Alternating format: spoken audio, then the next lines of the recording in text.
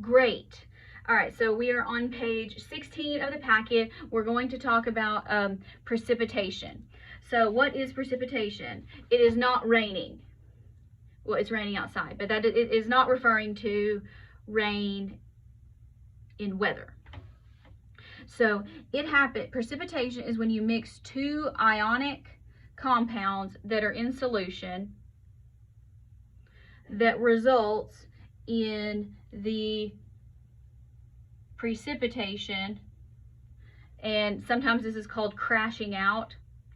I'll give you some more demos of that in a little bit. I don't have an actual demonstration, but of one or more of the cross products.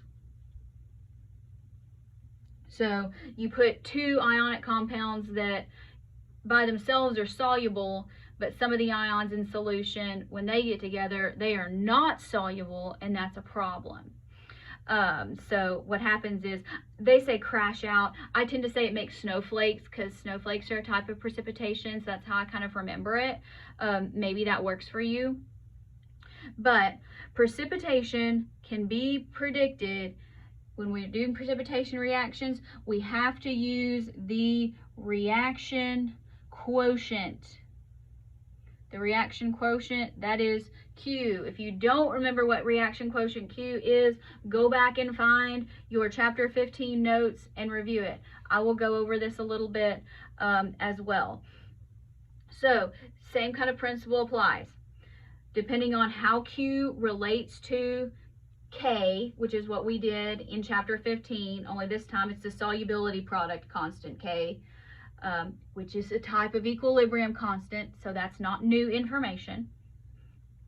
So what happens is, if Q is less, when Q is less than K, the solution is considered unsaturated.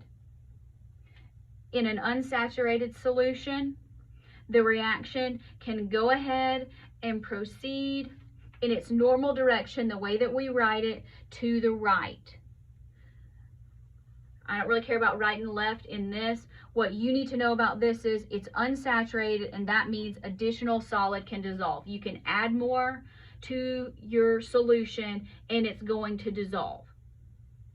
When you get to the point where Q and K are equal to each other, then the solution is considered saturated.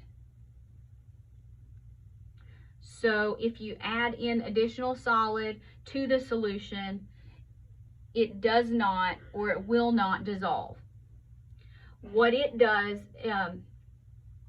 is, like, you can do this with a sodium chloride at home. You can just start adding salt. After a point, it doesn't matter how long you stir it, it's just going to sit on the bottom. That is a saturated solution. Adding additional solid does not dissolve the solid.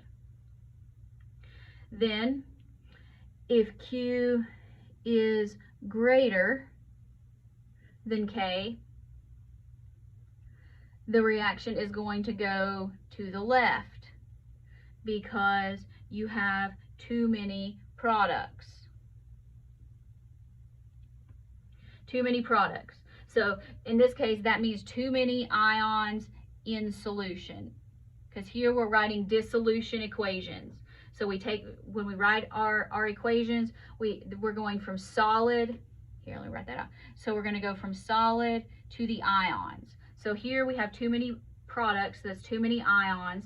So excess ions are made, they become solids, and that's going to precipitate. So the excess solid there precipitates out of the solution. When you have a solution where you have too many ions and not enough solid, you can get to a point, if you heat it up and it does dissolve and then you start cooling it, at this point the solution is considered super saturated, and you're going to get solid that comes out. If you alter the temperature, that alters the K value. That's kind of a problem with, but we're not going to talk about that. but you can have a supersaturated solution. So remember the words: less than, equal to, greater than, unsaturated, saturated, supersaturated, and what happens? Can you dissolve more solid or not? That's the rundown there.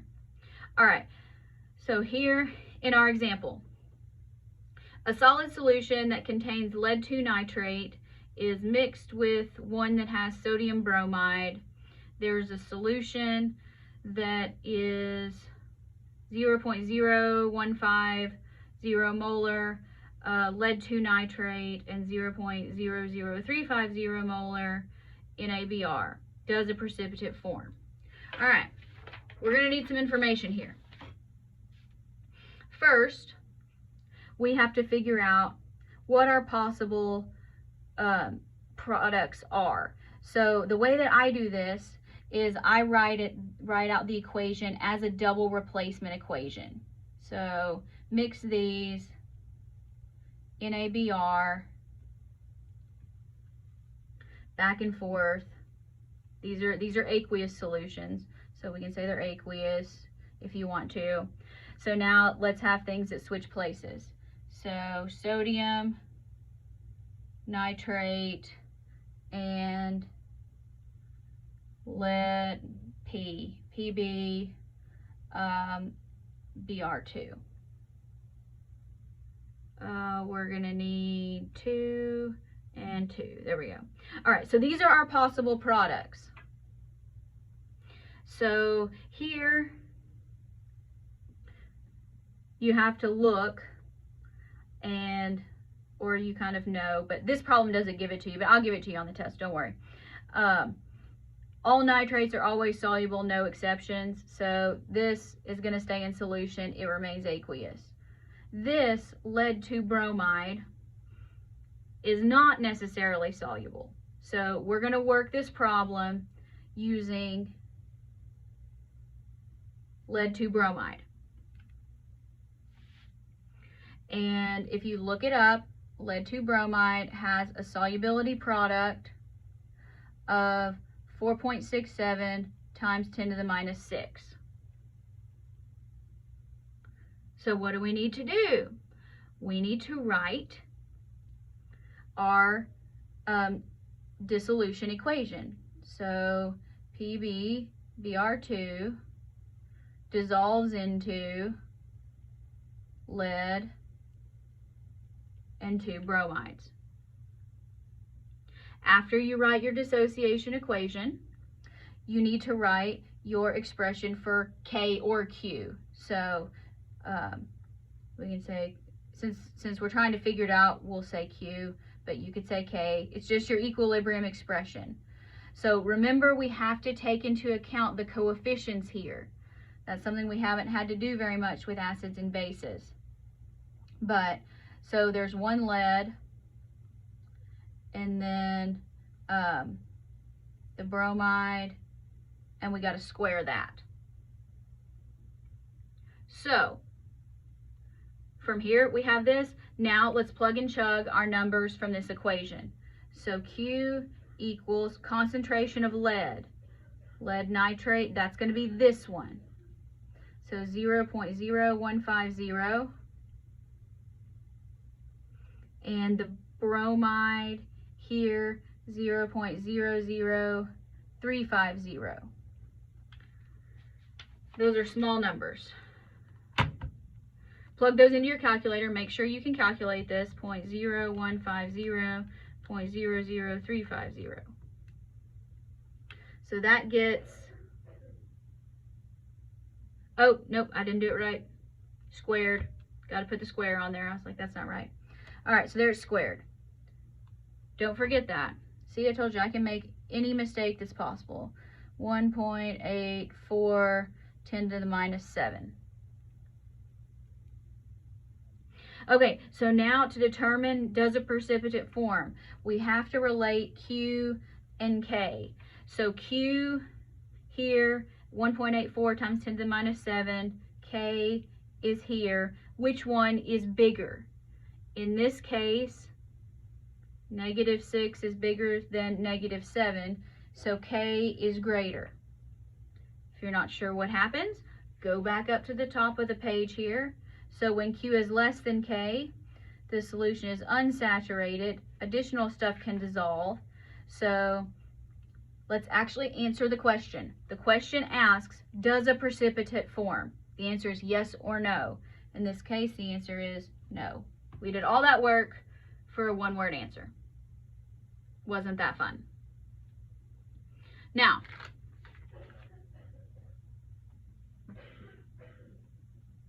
all right. We're going to talk about selective precipitation.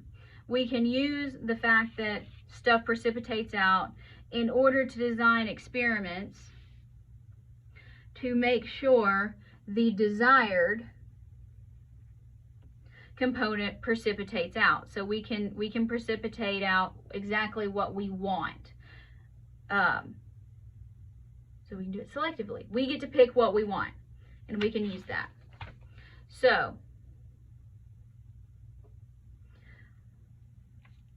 when you have solubility rules, which I did not make you memorize, I gave them to you, so you don't have to worry about me jacking these up for you. Silver and bromide, according to the solubility rules, tend to be soluble, but they can actually precipitate out of solution if the concentrations are high enough, and that's what this is about. This section is about. Solubility is relative. All things are soluble to some degree. So there's kind of an arbitrary line about what's soluble and what's not. I'm trying to adjust the webcam. It is a bit of a problem. I've had this issue before. I'm going to try to get them to get me a webcam that zooms. Is that a little bit better? It's always better on my phone. But, all right, so what we're going to do is we can calculate the minimum required concentrations to precipitate things out. So how we do that, the minimum required concentration to get a precipitate is when Q equals the solubility product. So you have a saturated solution. So we're going to try to make a saturated solution because anything over this minimum is going to start getting us snowflakes. Now, we can also calculate the concentrations of the ions that happen to be remaining in the solution after we selectively precipitate. That makes things very fun. All right, qualitative analysis. I'm going to go over this very briefly. This is much more of a lab thing. If you're in lab, you're going to get to probably watch me do this on a video instead of getting to do it yourself. That will be fun. It's kind of sad that you don't get to do it, but qualitative analysis is one of my favorite things to do because there's no calculations. You just get to watch and make pretty colors. All right, so what we use qualitative analysis for is we use selective precipitation to determine unknown components in a solution. So what we do is we tend to run a qual scheme around stuff that we know will happen, and then we run an unknown, and whether what we expect to happen happens or not determines what we have. So difference between quantitative and qualitative. Quantitative actually depends on the amounts of ions that are present in solutions, which means you have to do calculations. So quantitative analysis is calculation based. That's what we're kind of used to doing in the lab. We're running titrations, we're making solutions, we're doing spectrophotometry. All of those do require math. Qualitative, on the other hand, only depends on the kind of ions that are present. Which ions are present? Are they there? Yes or no? That helps. Now, The good news is there are no calculations. What happens is if you add a reagent, so you're adding one reactant that's going to selectively precipitate one ion in the solution, but not any of the others. And so then you take your precipitate and then you separate it out and you just keep on going. So this is an example. This is not on the test. I'm not going to give you these. This will be in lab though. You have this mixture of all these different cations. And so first you add HCl. If you get a precipitate, it could be these or not. You move on to what's left in solution, adding hydrogen sulfide. If it precipitates out, it could be these. If it doesn't, you add hydroxide. If it precipitates out, if it doesn't, you're going to add ammonium biphosphate and ammonia. If it precipitates out, it's this. If it doesn't, it's one of these. Again, it's just a matter of being able to follow a flow chart. Their picture in the book is in nice, lovely color. You don't have to worry about that. Just know what qualitative analysis is. All right, last section, complex ion equilibrium.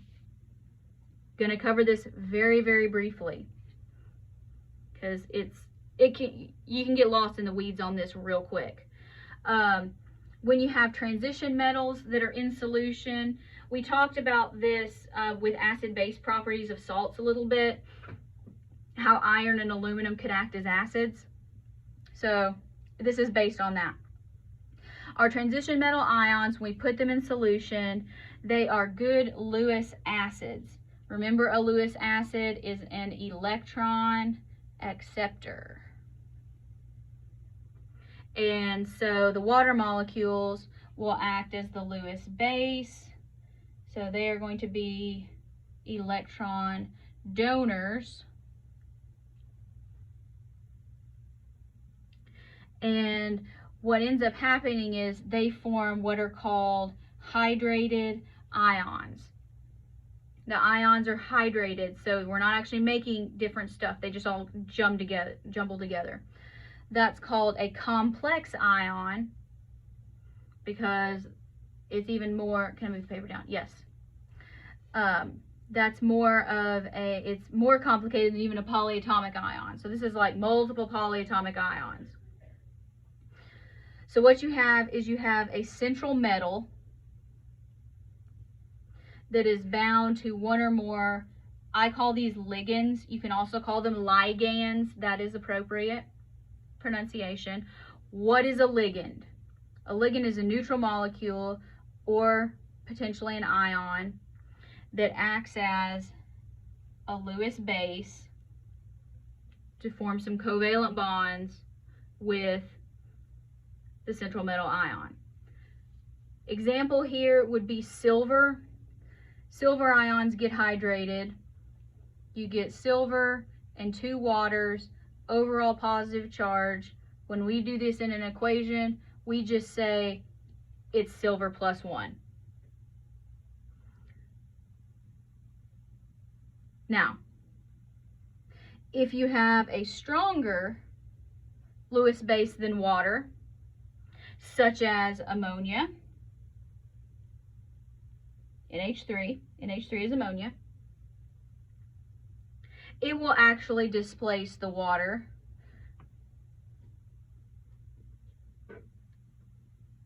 and what ends up happening is, so instead of the silver being bound to the water, you end up with the silver, and that's a plus, being bound to the ammonia. Again, in solution, we're always going to write this as Ag+. I certainly am because I'm lazy. Now, this is on the homework. I don't anticipate putting it on the test. I don't think I did. But now, what's the deal with complex ions and solubility? Now, the solubility of an ionic compound that has a metal cation forms complex ions. Make sure that increase in the presence of our Lewis bases that are going to form a better complex ion. These are our Lewis bases that we're looking for that will do this are ammonia, the cyanide ion, and hydroxide. So these are our good Lewis bases.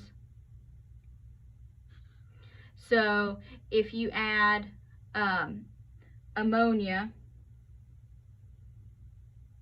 to the silver, it increases its equilibrium constant by a factor, if you care about this, 17 million. So it's way, way, way more soluble. So you can add these basic compounds to make things a lot more soluble.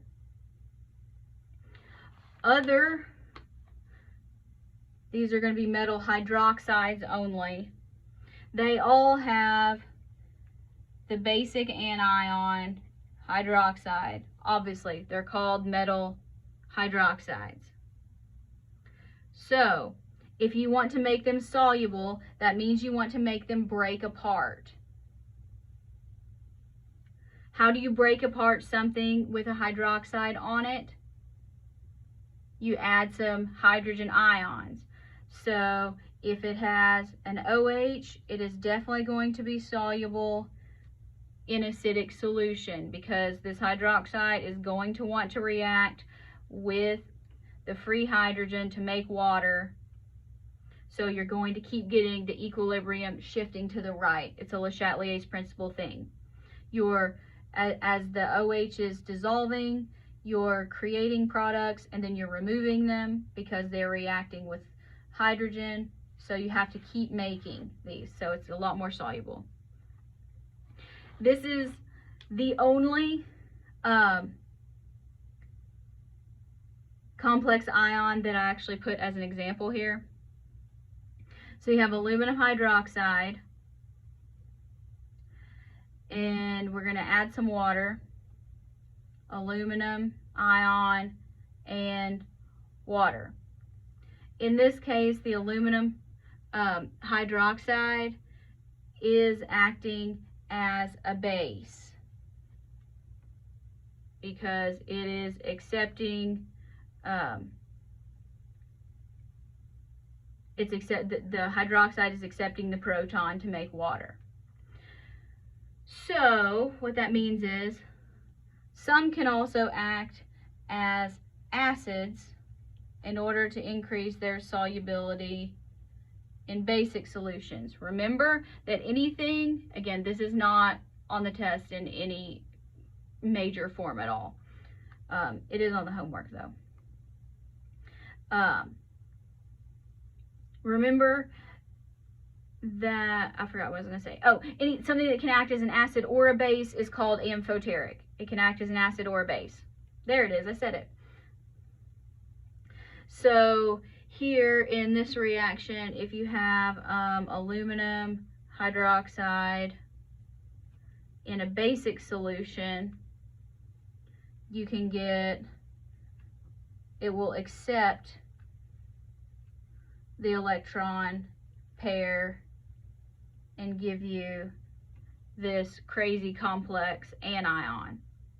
So if it's the electron pair acceptor, it's acting as an acid.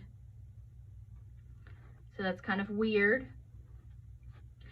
Now, it can act as an acid or a base, so that means it can be soluble in acidic or in basic solutions. But what happens if it's not acidic or basic? It's insoluble. It's insoluble at a neutral pH. So that just makes things really weird. Again, this is complex ions. They're complex for a reason, meaning they are very confusing. You get into a lot of the Lewis structures related to that. This is not going to be on the test in any major form at all. So that is the end of the new material. Let me think of an attendance question. Have I asked what your favorite ice cream is yet? I don't remember if I have. I know I was going to ask it, but type in the chat box, tell me what your favorite ice cream is, and then if you want to stay and watch me work out this very long example starting on page 10 for a titration, please do so. If not, you are free to leave.